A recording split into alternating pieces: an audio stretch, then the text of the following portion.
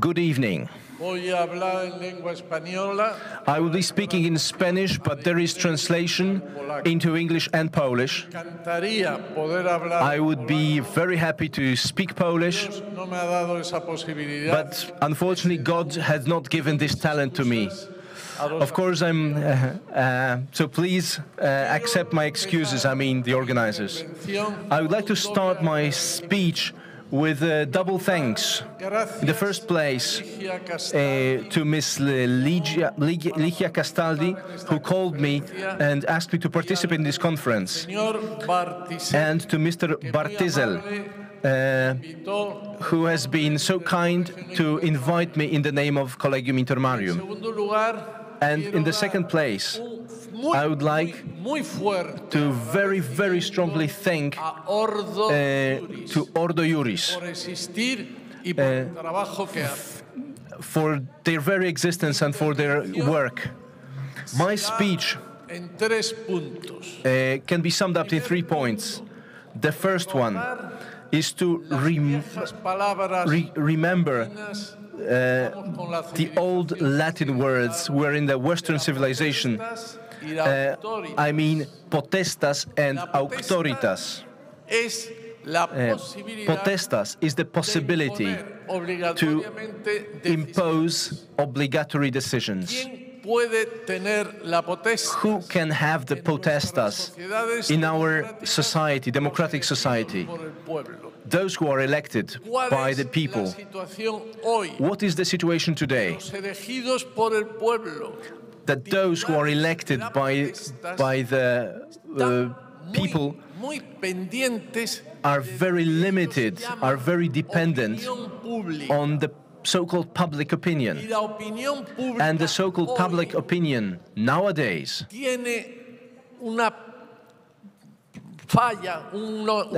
has a certain intrinsic error, a misunderstanding, which has been mentioned by Elisabeth Neumann, calling it the spiral of silence. Some people are shouting, and the great majority of the citizens become silent. And the others, because of cowardice or comfort, support this minority opinion. But how does Neumann explain this? That this tiny opinion is becoming like a spiral, becoming stronger and stronger, and facing the silence of the other side, the cowardice of the other side, becomes, in front of the eyes of the politicians, consciously or subconsciously, the public opinion. This is the potestas. And against we have auctoritas. Who has this auctoritas? These are the people, the persons or groups that because of their experience, because of their work, knowledge, are respected in the society, and their opinions influence the society. So, on the one hand, we have potestas, which is imposed obligatorily, very dependent on the public opinion, falsified public opinion. And on the other side, we have auctoritas of certain groups and persons of different categories. Second point. There is a question. The authority, autoritas, today, it penetrates the society the way it should? Personally, I doubt that. Why? Well, look, many years ago, thousands of years ago, Jesus Christ, in the parable of the unfaithful administrator in St. Lucas said, the sons of the world, or of darkness, depends on the translation, are wiser than the sons of the light. I am not the son of the light. I would like to be. I'm doing my best, but I don't think I am. I don't want to qualify anybody, neither a person nor a group, as the sons of the darkness.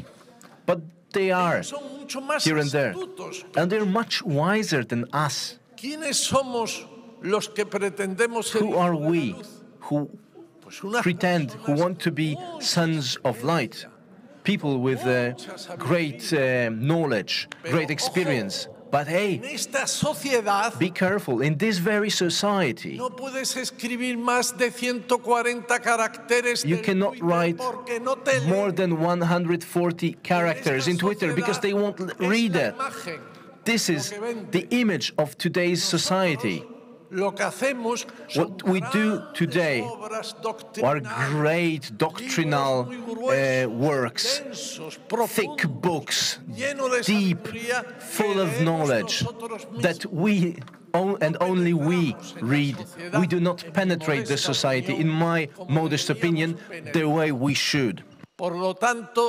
That's why my second point, I'd like to conclude asking God for His help to support people and groups that are the impersonation of auctoritas today, to be wise, not to be good, not to be intelligent. Yes, many of these, wonderful, many of these things, but wise in the practical way. And in my third point, why do I say this? Because we that could think that we are the sons of darkness, but we are very, very, very clever, very wise. I'll give you an example. In one of the meetings in Rome, I was surprised by the expression gender. I asked, excuse me, have we accepted that gender has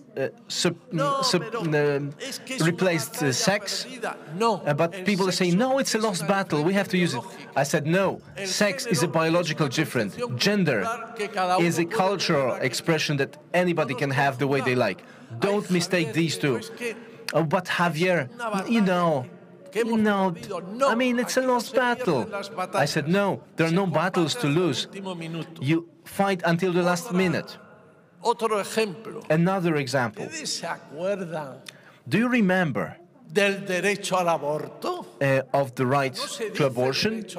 Nobody speaks about the right to abortion. They say right to free choice. And even the right to reproductive health, which is achieved by the voluntary interruption of pregnancy. And we have assimilated these terms, absurd terms, reproductive health. If we're speaking about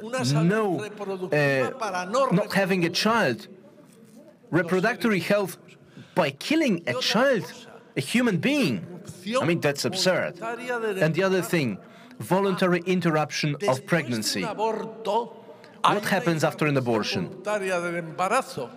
Can we have it after the birth?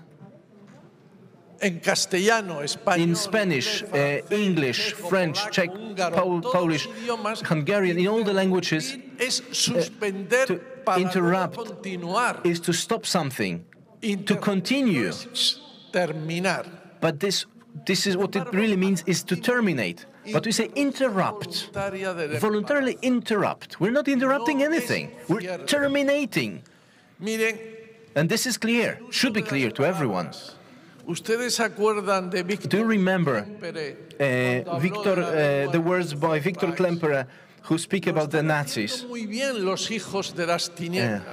The sons of darkness are very clever. They're doing it very well. They are using the words like an arsenic, drop after drop. And in the end, we are speaking of genders, of voluntary interruption of pregnancy, not even abortion. Let's call it directly. Reproductive health, ha ha ha. No, they have won, or they are almost winning this battle because we have become silent. But apart from the battle for the language, they know how to use a very clever strategy. I'll give you two examples. Cases A, B, C against Ireland in the European Tribunal of Human Rights. Three ladies that painted a terrible image, poor situation, in terrible situation, very unhealthy, living in poverty, suffering from cancer, have so many children, and they had to voluntarily interrupt the pregnancy. Going to London, traveling to London to continue the procedure. And pro-abortion organization in Ireland, very well known in Strasbourg, presents these three cases. But please, pay attention. There has been no activity taken in Ireland. The first legal action was taken in Strasbourg. The second point, there was not even one document that would confirm that Miss B has cancer, that they are all very poor, that they have so many kids. There are no documents, no proofs, absolutely nothing that would confirm these suppositions. What does the Irish government do? Sorry. We are the sons of light. We are the good guys, and also very well behaved.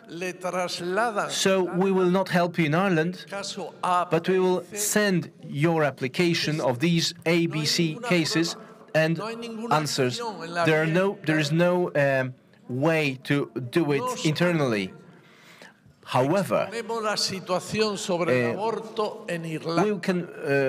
we can change the situation in Ireland. Constitution, norms, doctrines, books, and the answer of the constitutional tribunal in Strasbourg. There is no support in the documents that would justify what they want. There should be where it ends all these three cases. But the clever strategy by the sons of darkness answered. They said there are no documents of any kind, but since the Irish government, I'm saying, so, full of goodwill, has given us all the responsibility to speak of the situation of abortion in Ireland, we have analyzed the situation. So we'd like to condemn Ireland for the first time for abortion on the basis of another wisdom, cleverness of the sons of darkness. Abortion has always been seen in Strasbourg as the right against life. But in a Polish case, Alicja Tysiąc from Poland was a lady who said she was very poor, she had very poor sight, she was pregnant, she would lose sight completely if she gives birth, and the Polish government presented all the documents and opinions, but unfortunately this is not the case. But unfortunately, in order to try to avoid the discussion on abortion and the second article, number 2, the sons of darkness are very clever, very wise. They said, no, not this right. The right to life is complicated. It sounds badly. We have to use the right to private life of the mother. But what does one have to do with the private life of the mother? Why don't we say of the father as well?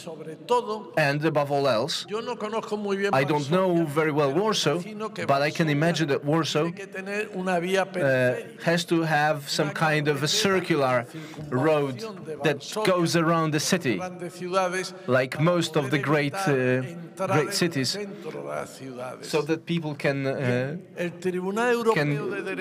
circulate around. The Tribunal of Human Rights in Strasbourg discovered the way around human rights, private life, the privacy of life, and for the first time, such a serious right has been considered as the right to life has been considered inferior to the right to privacy, and that the circular way, the way around, has been used in order to avoid facing the problem directly. The Tysiąc case. In this case, I prepared a dissident opinion. Speaking with many important people from Poland, they asked me why didn't they ask the repetition of the case before the Great Hall?